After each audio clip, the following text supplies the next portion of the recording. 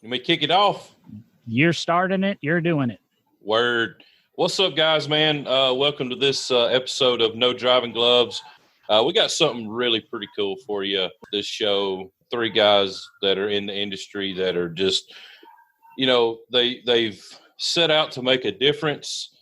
And, man, they've got people talking and really excited about to share with you guys what they've done, what they're getting ready to do, and man, it's going to be awesome. So it's just John and I, the normal guys, but we've got Robert McGaffin, Rodney Hutcherson, and then Stephen Kim. These guys have created WheelHub magazine, TruckHub magazine, and man, if y'all haven't seen this magazine, holy cow. Just you got to get your hands on this. I even hate to call it a magazine. It's more like a book that they put out quarterly. I mean, it's crazy. It's insane. The detail. I mean, just when you grab this book, it's you got something special in your hands. So they've got some new things. I got my box of magazines. I just showed the magazines, and when the 10-year-old brought it up, he goes, "What is this?" Because this box had to be, I don't know, 4 pounds, 5 pounds, just for 3 magazines. I mean, it's a nice magazine. Yeah, it's off the charts cool. And, just wanted to bring these guys on and let them kind of tell you what their motive behind it was, what their future is, and a lot of the good things that's already happened to these guys in the short amount of time that they've been doing this. And quick little funny story about my good friend Robert here. When we built the Dart, I had 3 goals for that car.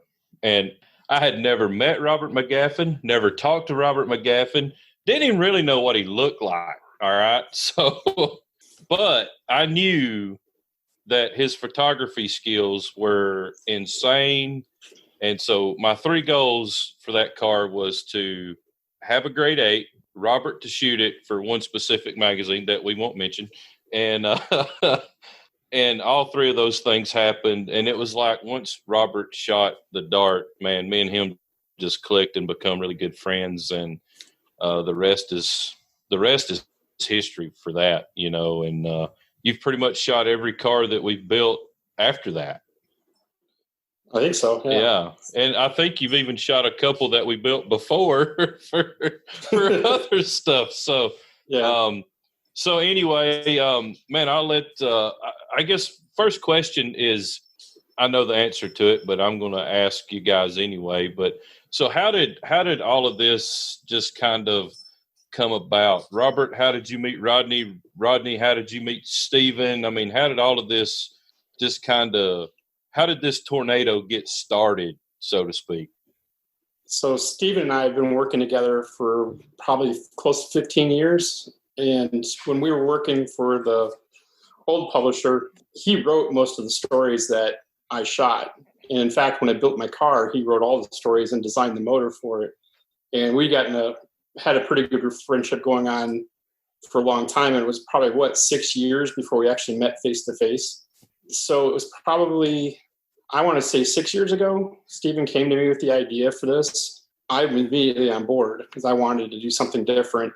It was probably a good 3 years before we could finally get to a point where, I was at a point where I was at a crossroads. I wanted to change in my career. I kind of wanted to get away from the stuff that I had been doing and do something a little bit different.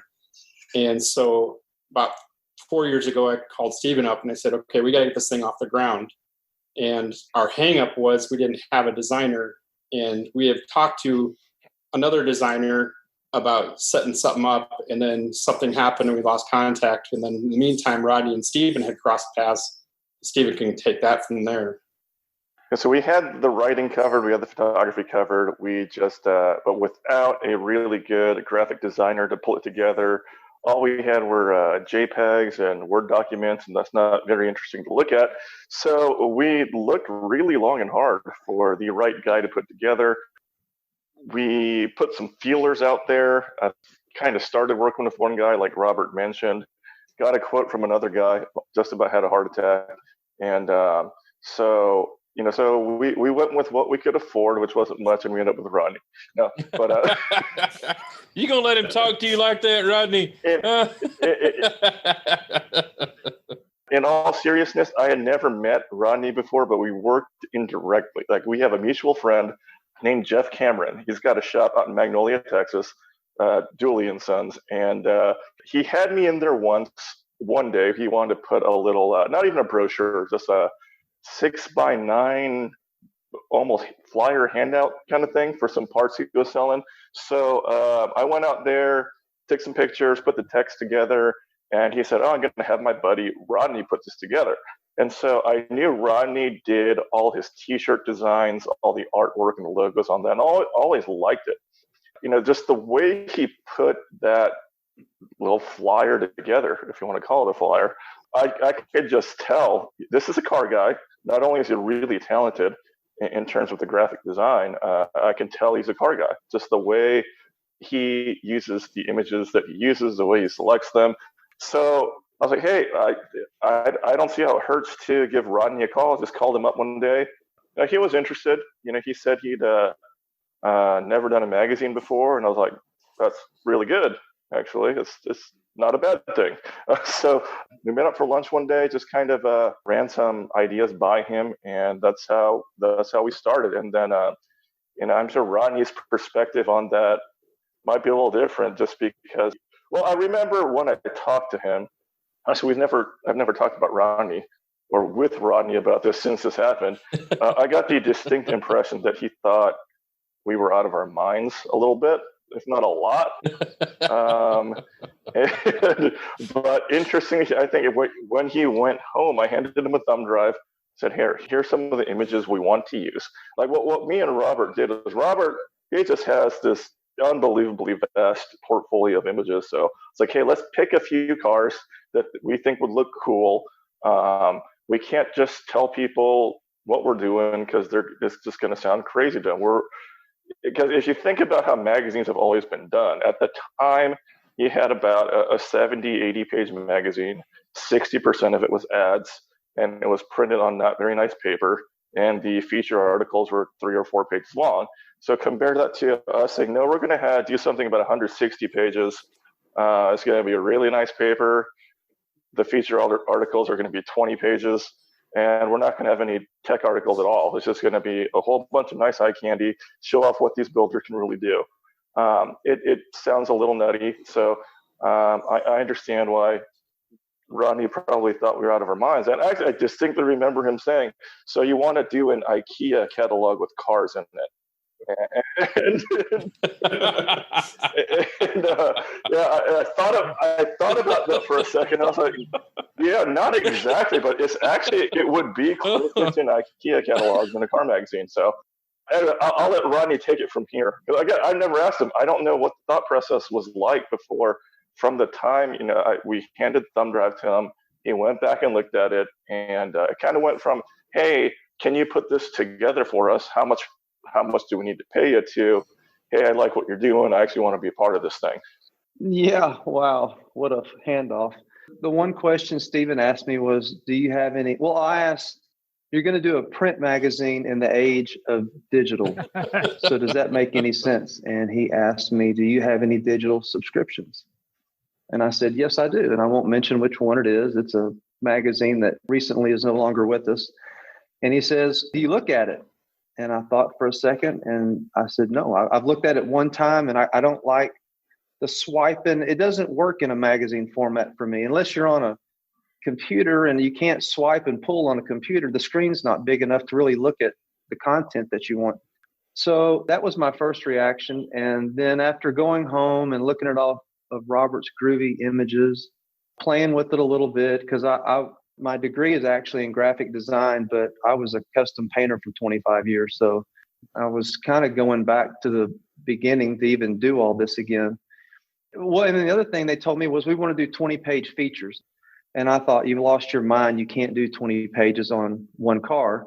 And then after looking at Robert's images, I thought, how do we squeeze all this into 20 pages? It was kind of a crazy circle. And then when it came time to actually tell them of cost, or how are we going to work all this out, I had talked to them enough to figure out that the time investment in this, no offense to anybody, but there's no way they're going to be able to pay for this. It was going to take a lot of time and energy and money. So I thought, in typical Rodney fashion, if I'm going to lose my rear end, I might as well try to be part owner of the thing. And that's what I did. Right. I thought, well, I'll just pitch it to them. I want a third of the company, and I'm in for the whole enchilada. And after a little thinking, they said yes, and off we went. Something Stephen mentioned a minute ago was us builders, we look at each car as a piece of art. And what can we do to it to make it cool, to make it unique, to make it one of a kind? You know, that's the same approach y'all took for this magazine. It's not just a magazine. Each page is a piece of art. And I mean, to the multiple covers, to even the damn ads. I mean, the ads in this magazine, it's part of the magazine. It's part of the art side of things. We spend a lot of time on the ads, a lot of time. And you can tell. I mean, I'm speechless every time I open it up. I'm just like, man, this is where it's at.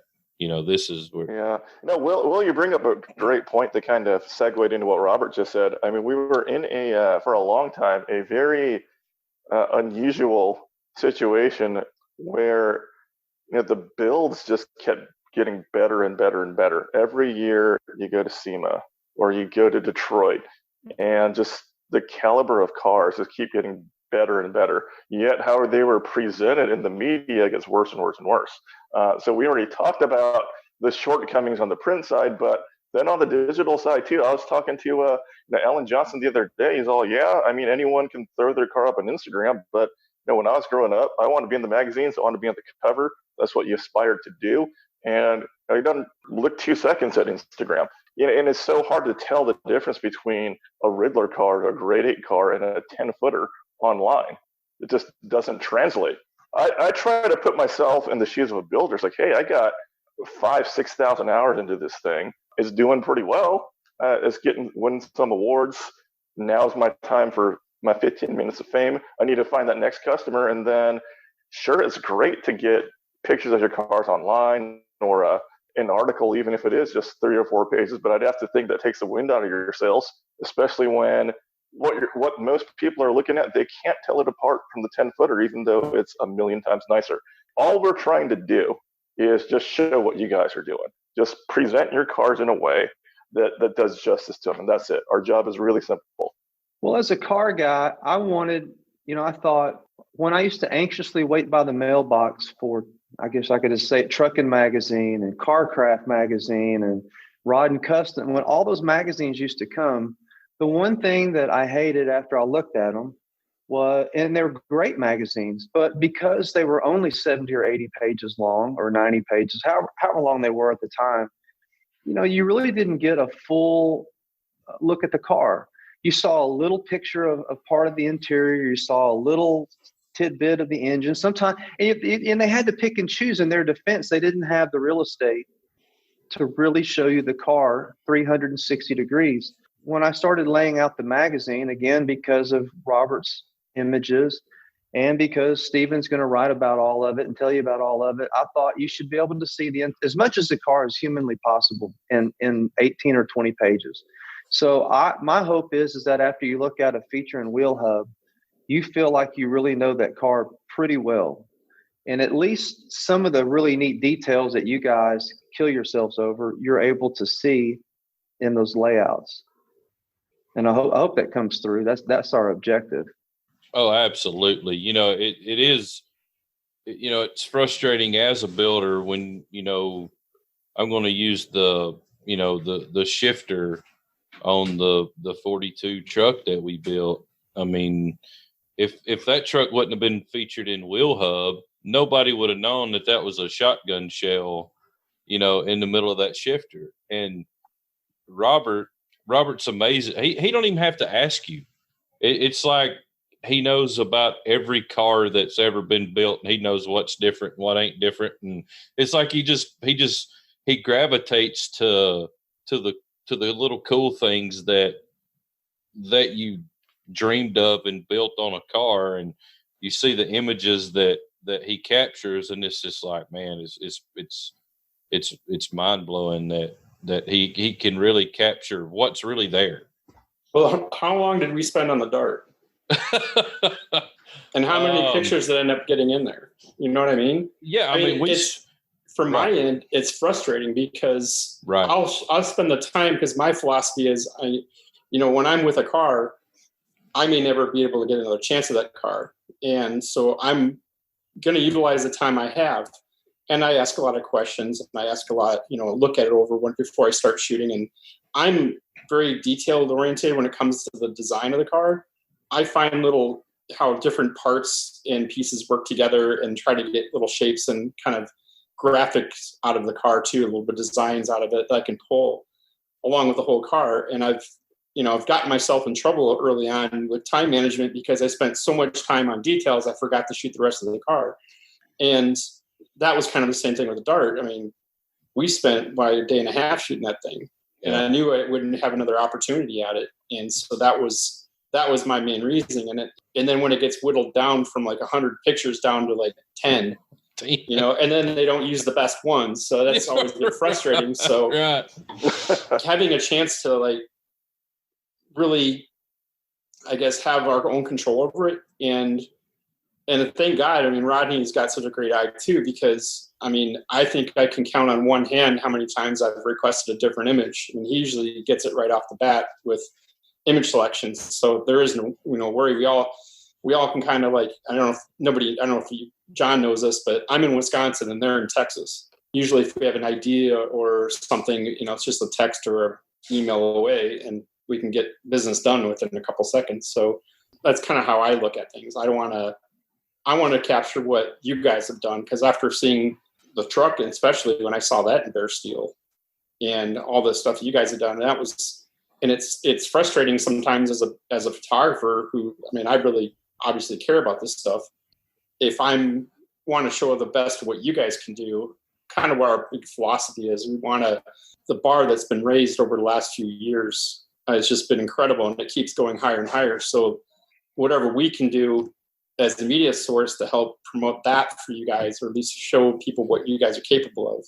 We've been really fortunate from the very beginning, and I say this over and over again like a broken record player, that the first people to get behind it were people like you, Will, at Big Oak Garage. It was Big Oak Garage, Johnson's Hot Rod Shop, Troy Trepanier, a Roadster Shop. It was the who's who of the industry that got behind it.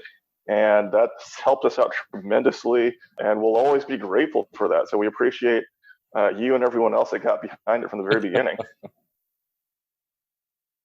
When Robert showed me the beta copy, I was like, I mean, my mind was blown. And the crazy thing about it, a lot of times you'll watch a sizzle reel, or you'll get a beta copy of something, and it's badass, it's awesome.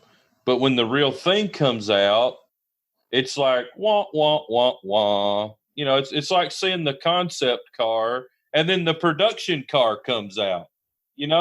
Where this was the opposite. I mean, the beta copy came out and then the real one came out, and I was like, holy cow, this is better than the beta copy. Wow. Well, there's a whole story behind that too. I mean, we've gone over how, when we first met Rodney and ran the idea by him with these 20-page features and whatnot, it all sounds so different than what you're accustomed to. It's, you think these guys are out of their minds, to where that's why we knew we had to do the beta, because it was like, if we went around if we just described the magazine to you and you never seen it before, then you never see the beta before, no one would buy it. Certainly no one was going to advertise in it, because it just sounds like the craziest thing you've heard of. This is why we had to put that thing together so we can show it to people and they actually could kind of grasp what we're talking about, versus just some guy babbling like a buffoon with these 20-something page features and no tech articles and hardly any ads. So unless we had done the beta, I honestly think we wouldn't be sitting here. I don't think we would have ever gotten the thing off the ground. Well, you say it simple, but it's not simple. I mean, what y'all have created the dream team of magazine people, in my opinion. I mean, getting to know some of us builders is kind of difficult, isn't it, Robert? No, I mean, you made it pretty easy. I'm an open book, man. If we get along, we get along. You know, some of these builders are pretty tough to crack and get in their shops, and but man, y'all came out of the gate with the baddest cars on the planet in the first issue.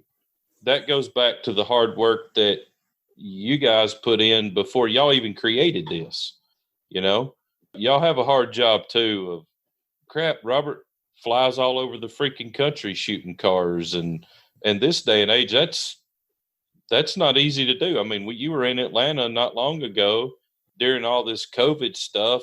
I know it's our job and that's what we do, but when half the country's shut down and you're still out there shooting cars to make this thing work, there's nothing easy about it. Say, I was going to comment a little bit and going back.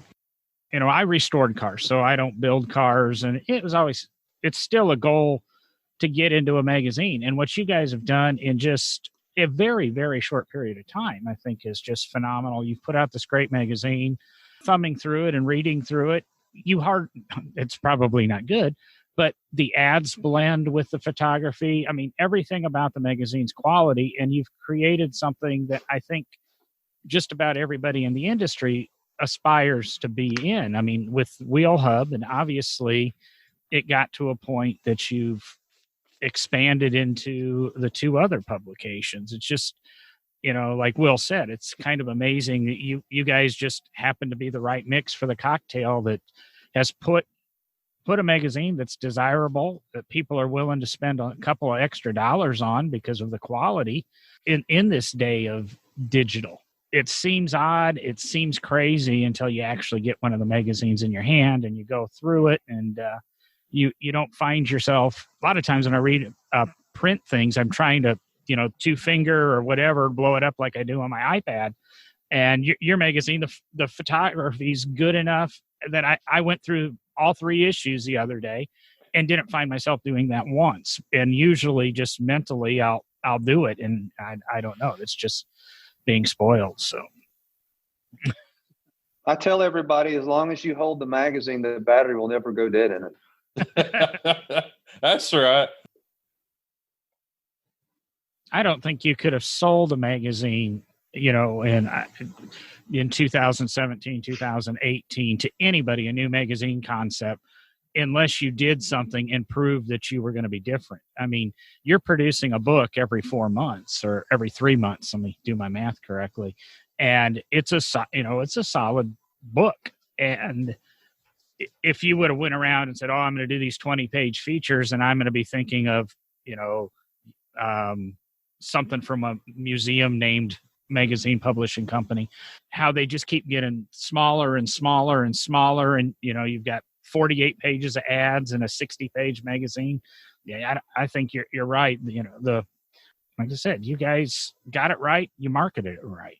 I'm kind of anxious to see what's next from you guys. And I want to say, isn't that a little bit of what's here? Everybody knows WheelHub, but I've got an image of a magazine behind me that doesn't say WheelHub on it. Can you tell us the craziness that goes, hey, let's go ahead and build a family of magazines? I think that happened when the 19 books got killed last December. And I remember actually driving with my kids back from Chicago and my phone blowing up between Stephen and Rodney and I about what's going to be next. Because now we have this huge hole of what can we do? And I think we finally decided on pretty much right at Pomona what we were going to do.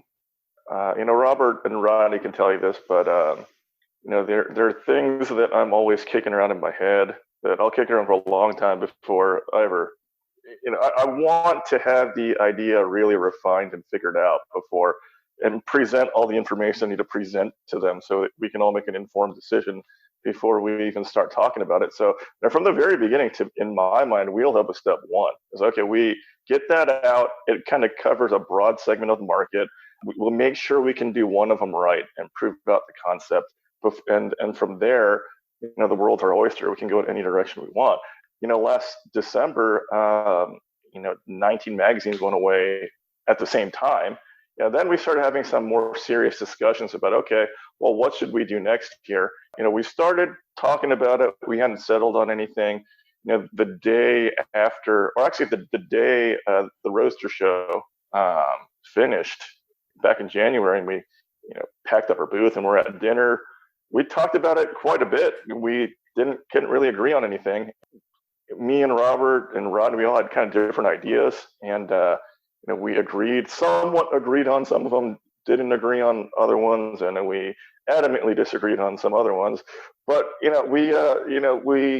how it's going to work is sometimes we're gonna can't agree all the time, and it's through those discussions that even if in that moment it's uncomfortable, that we kind of figure stuff out.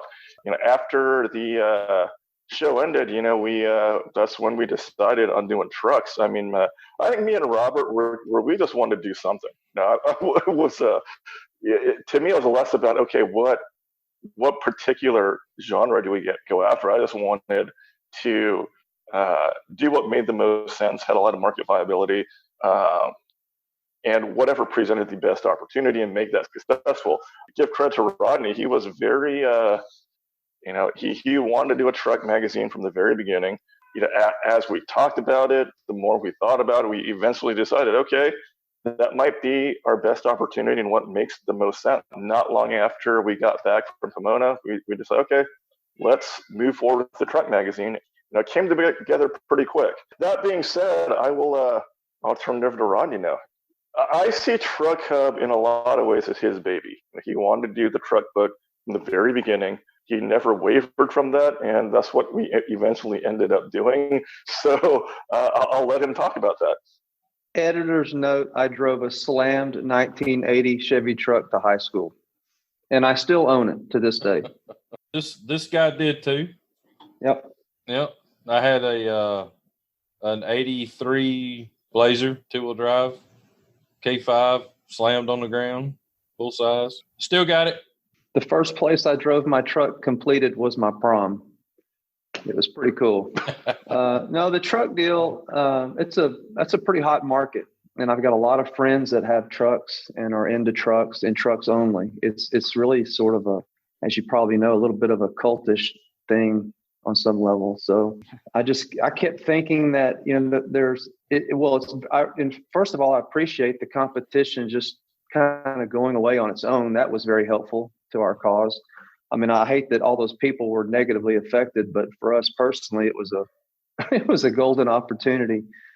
It just seemed like we needed something that was in a separate lane than WheelHub, a completely separate lane to pursue. And because I love trucks, I also feel like, and what's a nice way to put this? As much as I love trucks, I think there's a certain segment of the truck population that needs to be refined a little bit. Is that a fair? Oh, absolutely. I think trucks can be seen in a little bit more sophisticated light. And so TruckHub, hopefully when you look at it, will take that concept and sort of portray that. It's a little tougher with trucks doing that format. There's not quite the detail sometimes on all those trucks as there are on a $500,000, $600,000, $700,000, $800,000 hot rod.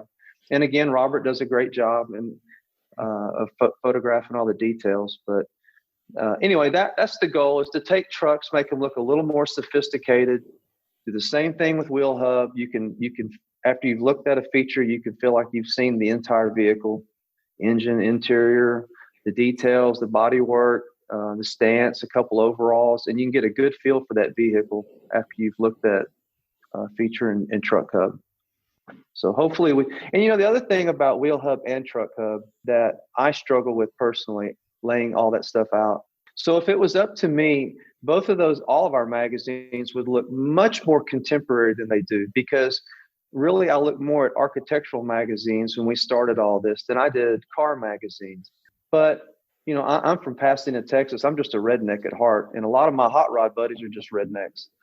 And you know, when we started coming up with the look and feel of these things, I didn't want to make it so aloof looking that I lost my redneck friends, if that makes any sense. So we try to find a nice balance between a little bit more of a sophisticated format, but not to lose that hot rod feel to it. And I hope that comes across in our magazines too, as well as the truck magazine. It's a little bit of a tricky course to navigate, but that's my goal when I lay that stuff out. One of the questions I have about TruckHub is, so in WheelHub, man, y'all shoot anything. A cool airplane, a cool motorcycle, late model car, doesn't matter. Yep. If there's it's no cool, guardrails. It's going in the magazine. So as far as truck, well, the theory was if you're a gearhead, if you like a 32 Ford that slammed and chopped and channeled, you're probably going to like that cool airplane too. You can appreciate the work in it. No, that's fine. I didn't mean to interrupt you, but that's the thought process. So in TruckHub, in the first issue, you know, we're mostly hot rodded trucks. So are we going to see maybe some off-road type stuff, some maybe some desert runner type of thing, and this overland camping stuff has gotten huge, and you know, just is it going to be like a super broad spectrum of anything that has a bed on it? Is that kind of the thought process, kind of like the WheelHub deal is? I'll be completely honest with you, Will. All those guys you're talking about, it depends how big of a check they can write us to bribe us.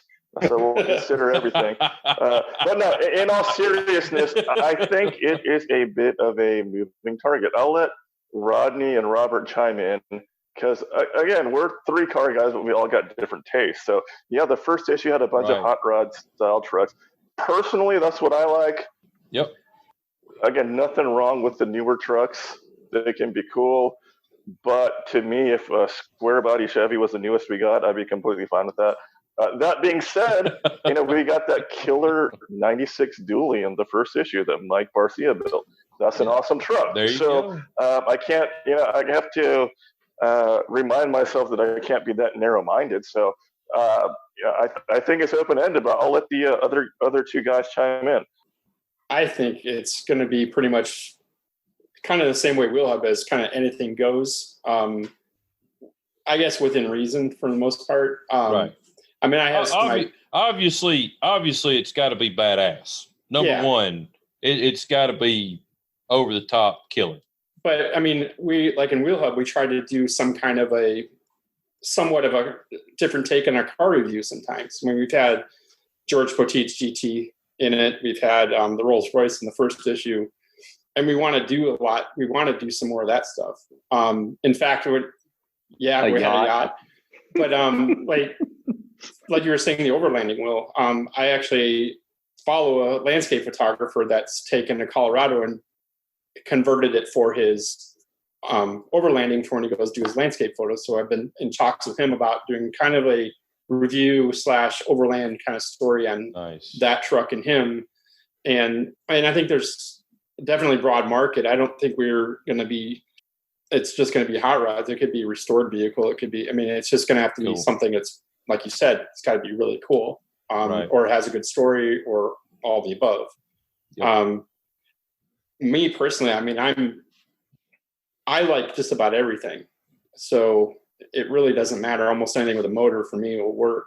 And I really relish the challenge of trying to shoot these different vehicles. So I think the magic question is, after we get a couple out and talk to people and get some feedback, you know, are you interested in looking at what some overland stuff? Are you interested in looking at a big 4-wheel drive, or are you more interested in a lowered truck? Or, you know, I don't know how to answer that. I mean, me personally, I can look at all kinds of stuff. I think until we get going a little bit and get a little feedback and talk to some people, I think we'll have a better handle on where that content trail will end up.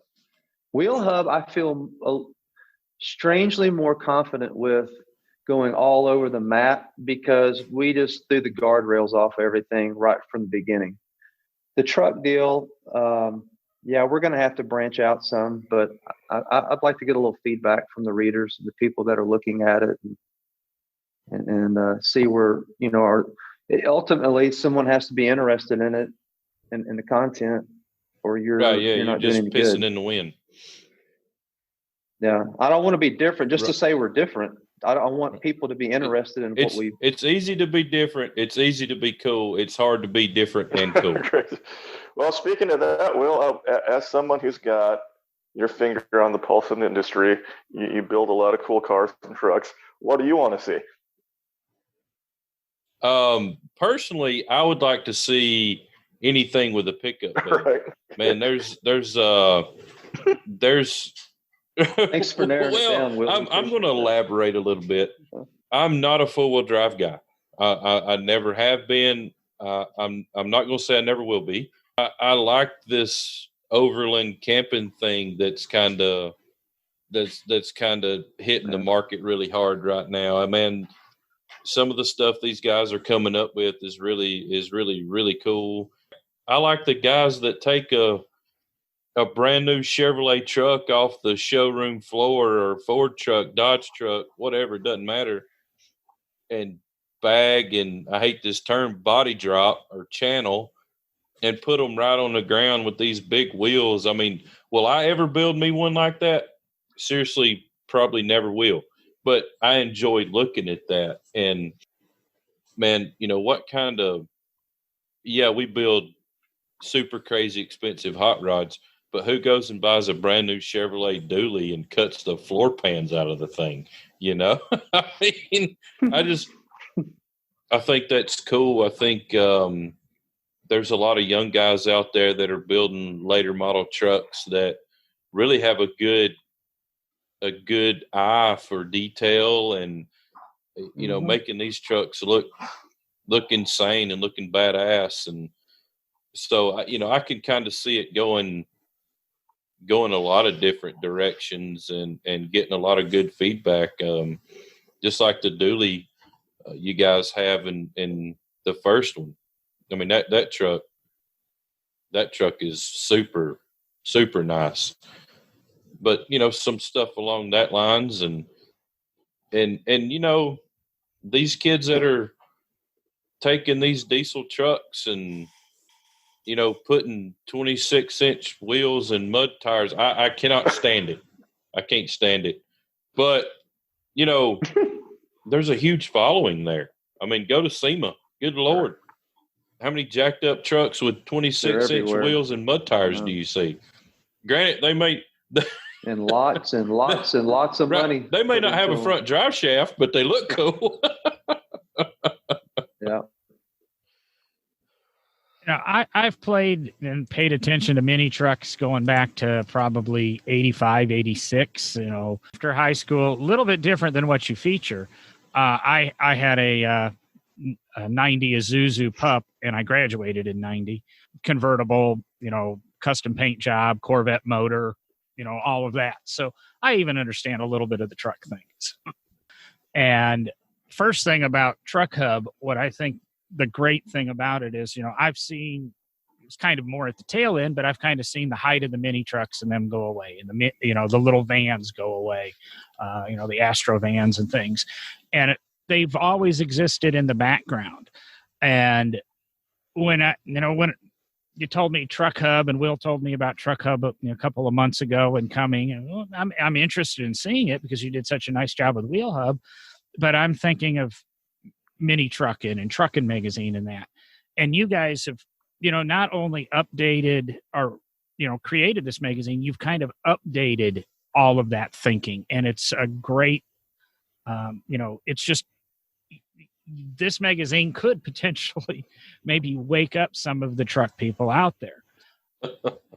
As somebody who read Truckin' Magazine for 30 years, back in the 80s, 90s, everything was Slam. That was that magazine. You know, if you maybe once in a while you'd see a lifted truck, and nothing. And excuse me, but nothing pissed me off more than to see a lifted truck in the magazine, because I'm all about lowered. As I've matured, I've learned, and especially the way the truck hobby is now, you have to embrace it all. Because even if I don't like that guy with the lifted 4x4, his money has helped create parts or help kept a business in, you know, a place in business that allows me to do my, you know, lowered truck now. It all plays hand in hand. But what I was thinking, and you got, you know, you said, we're going to wait, we're going to, you know, publish a few issues. And of course, you know, it's magazines. So you guys are probably through, you know, at least an issue up, and if not two. I think you have to kind of grab the bull by its horns. If all of a sudden you produce TruckHub with all these hot rod trucks, that's what your readers are going to expect. I'm somebody who loves square bodies. I love the, you know, the 88 generation of Chevys, a little bit of rounded things, the early Rams, the 94 Rams after that. So I like some of the little bit more up-to-date stuff. It's cool to look at the older trucks for me, but I'm somebody that out of all the trucks in that issue, the dually, the late model dually is what excited me the most to see.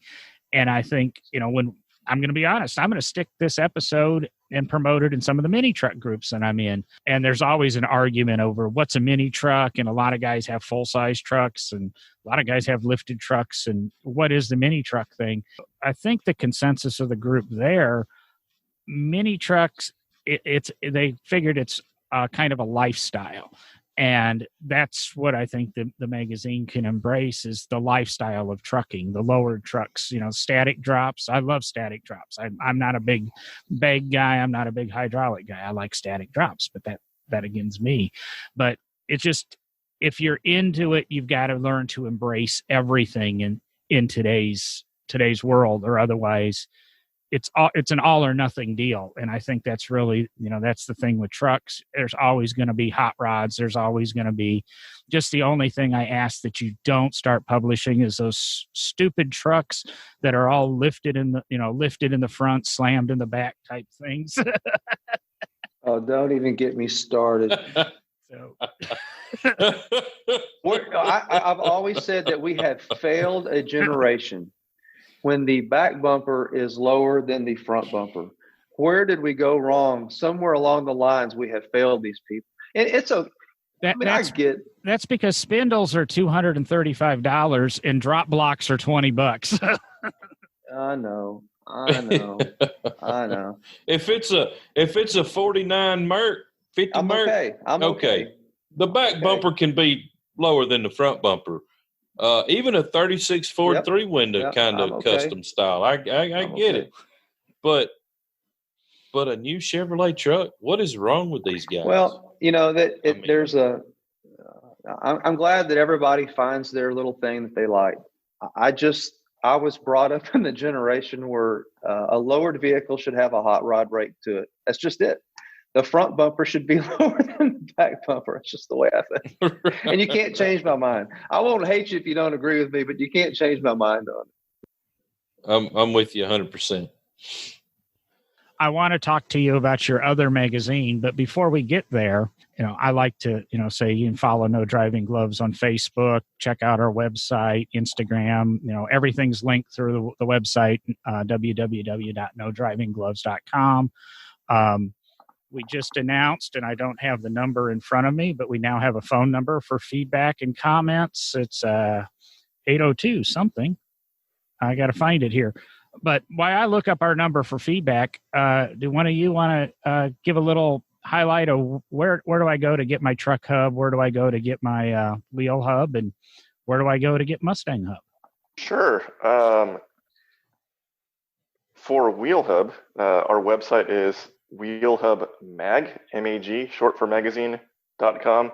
The reason it's mag is because if we wanted WheelHub Magazine, the domain was too expensive. So we shortened it up to mag. And so the rest of them are the same. TruckHub is truckhubmag.com. MustangHub is mustangHubmag.com. For anyone listening to the show, if you want to use discount code GLOVES that will get you 20% off.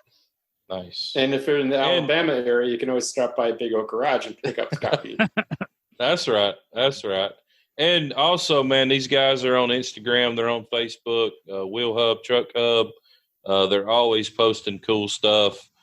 Make sure you go give them a like and a follow and a comment. And I mean, if you go to if you think their Instagram and Facebook is cool, you got to subscribe to the magazine. I know I sound like a broken record here, but well, I was the #1 subscriber of WheelHub and the #1 subscriber of TruckHub. And if they come up with Scooter Hub, guess what? I'm going to do my best to be the #1 subscriber, just because of there's going to be something in there that's going to be cool. It's going to blow your mind. The photography, the graphic design layout, the words, it's all just it's something special, you know, and that's the best way I can describe it. It's just when you get your hands on it, it's something special. I'll say it was interesting, you know, being there when you were the first subscriber for WheelHub too. It's just dumb luck how that happened. He's all about match sets. He likes that subscriber number 001. So you've just got to let it, next thing that comes out, you got to let him know. Even if it's years in advance, get his $20 or $40 now. So let's go ahead. If I want to kind of close out the show, because you're not all TruckHub, you're not all WheelHub. You also have a third and much more colorful magazine, or at least the issue I have is much more colorful, MustangHub. Which one do you use, the Mustang guy? I would say of the three, it'd probably be me. I mean, the car I always wanted in high school was a 5-liter Mustang. That's what, my elementary school was right next to the local high school, and that's what all the kids had. They had 5-liter Mustangs. I'd hear them every day after school doing burnouts. So I just kind of got hooked, and for MustangHub, we're really lucky. We brought a 4th team member on board, Henry De Los Santos, who right before doing MustangHub, he was the editor of Muscle Mustangs and Fast Forwards till the very end. So we're really, really blessed and grateful to have him on board, and he's doing a great job with that magazine. Fortunately, he's been doing it for so long that we can be pretty hands off. He can, he knows how to run a magazine. So, we support him and those guys the best they can. And it's great when you have good people that can just, take the ball and run with it. Oh, that's the key, isn't it? Steve Jobs or something that said that you hire smart people and let them do what they do, and you don't manage. That's it. So if you're going to hire them and manage them, just hire somebody at half the money. The key to being successful in business is hiring people that are smarter than you. Oh yeah, we try. It doesn't take much to get someone smarter than me. So. Me neither.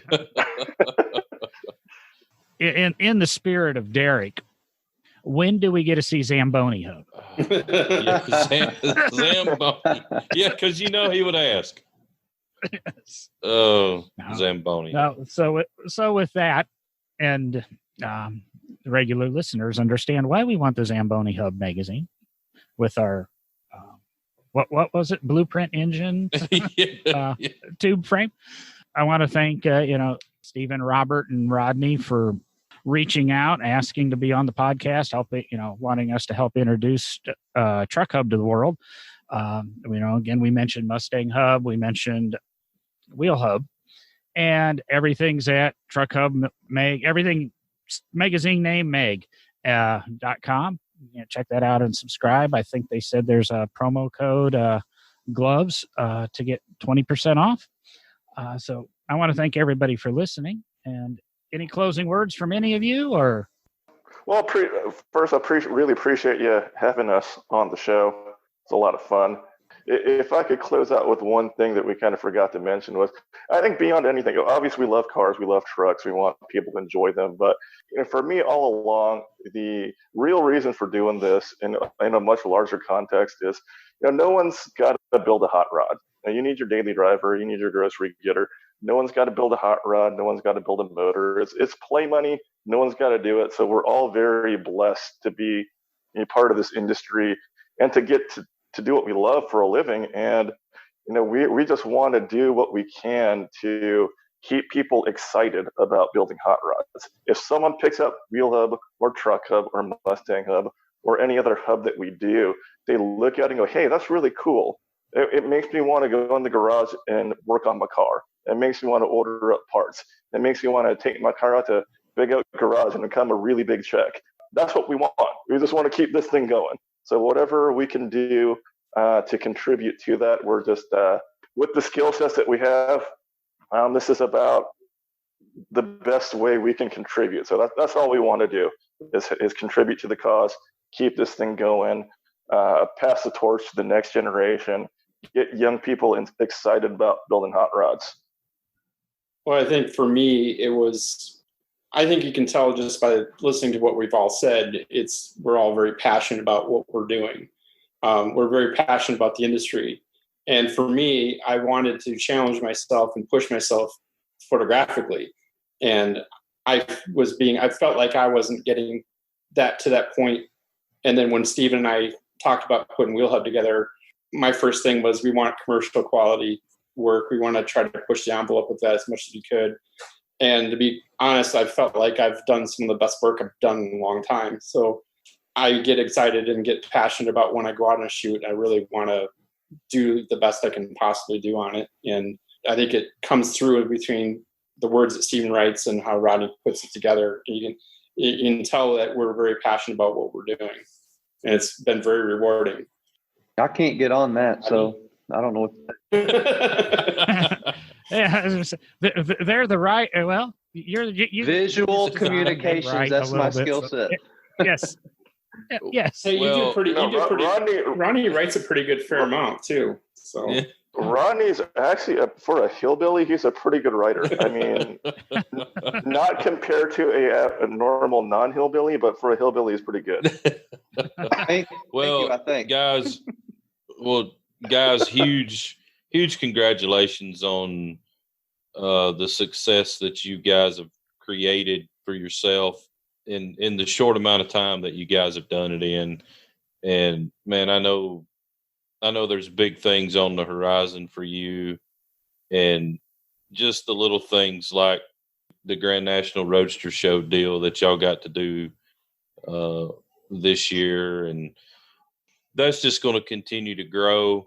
Everybody that has a hot rod shop in the industry respects what you guys are doing and appreciate what you guys are doing. And y'all just keep it up. And I mean, big things are to come. And I just, it's the best thing out, hands down. And everybody recognizes that. Thanks for the kind word. we appreciate the support. Appreciate it, Will.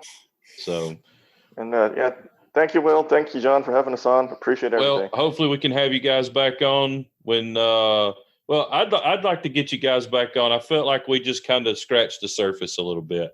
Maybe in the next 4 or 5 months, we'll get y'all guys back on and maybe dig a little deeper and talk about MustangHub a little bit more. I mean, we just barely touched on it. And when y'all get ready to introduce what's next, we'd love to be part of that. Absolutely. All right. Sounds great, guys. Y'all have a good evening. You too. Thanks. Thank you. All right. Thank you.